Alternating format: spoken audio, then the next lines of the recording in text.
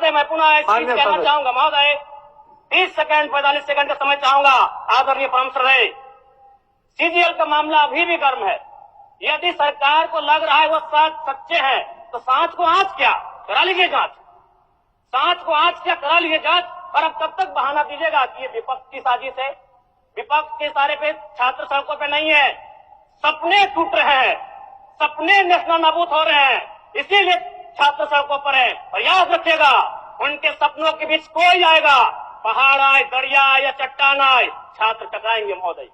मैं फिर कहूंगा, यदि आप सच है तो सच को आंच क्या कराइए जांच, सीजीएल की जांच हो। मैं पुनः कहूंगा, खतियान आधारित स्थानीय नीति, विस्थापन नीति पुनः समीक्षा करते हुए लागू कैसे हो, उस दिशा में राज्य को बढ़ना चाहिए। महोदय, यदि वास्तव में मैया सम्मान की राशि 2500 रुपये सम्मान है तो मैं चाहूंगा हम लोग एक सार्थक दिशा में बढ़िया महोदय। आज जितने भी माननीय हैं उनको बस की सुविधा दी जाए, जितने भी माननीय हैं अपने घर से ट्रेन की सुविधा से सदन आए, जितने भी माननीय हैं वो अपना टीए भत्ता का त्याग करे, जितने भी माननीय हैं यह जांच हो कि उनके बच्चे सरकारी स्कूलों में पढ़ते हैं या गैर सरकारी स्कूलों में पढ़ते हैं, निजी स्कूलों में पढ़ते हैं, इस विषय का भी जांच हो।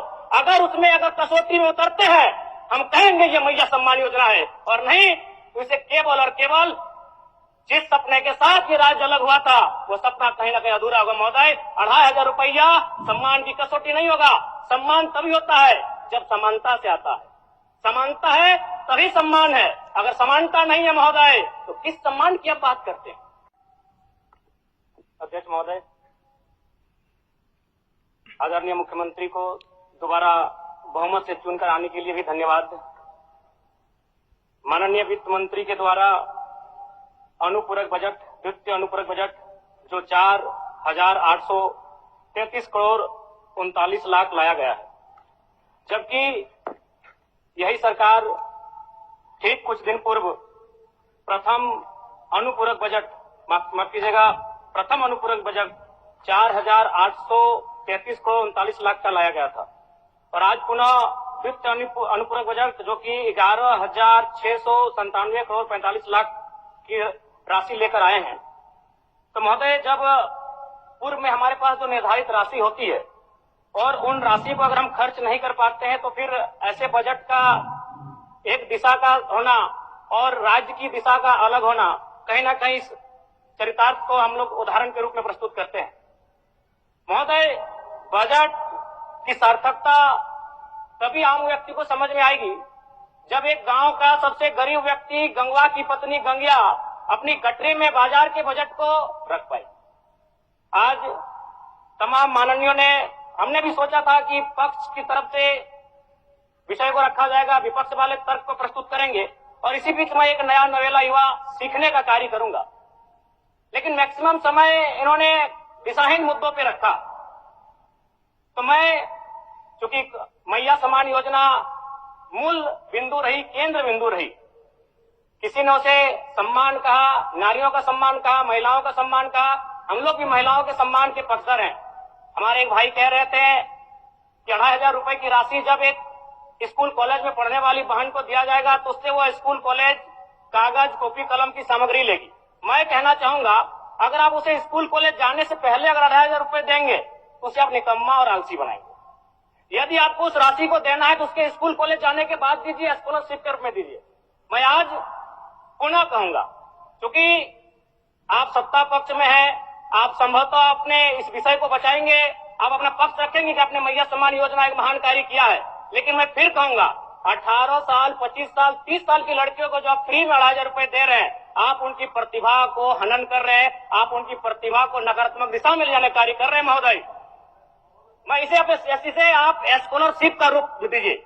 आप 2500 रुपए देना है, स्कूल से पहले देंगे ना। मैं कह रहा हूं, मेरी भी सैकड़ों बहनें हैं गांव में, अगर आप स्कूल जाने से पहले 2500 रुपए उनके हाथ में देंगे, उस पैसे को वह गलत कार्यों में, गलत नहीं कहेंगे, कुछ ऐसे कार्यों में खर्च करेंगी जो लुभावनी हो।